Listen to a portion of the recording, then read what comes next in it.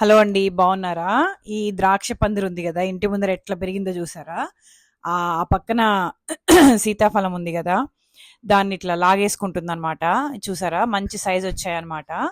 ఈ last year వేసిన net ఉంది కదా, ఆ నెట్ సగం సగం అట్లే ఉంది, కానీ మళ్ళా పైన ఇంకా వెయ్యాలి.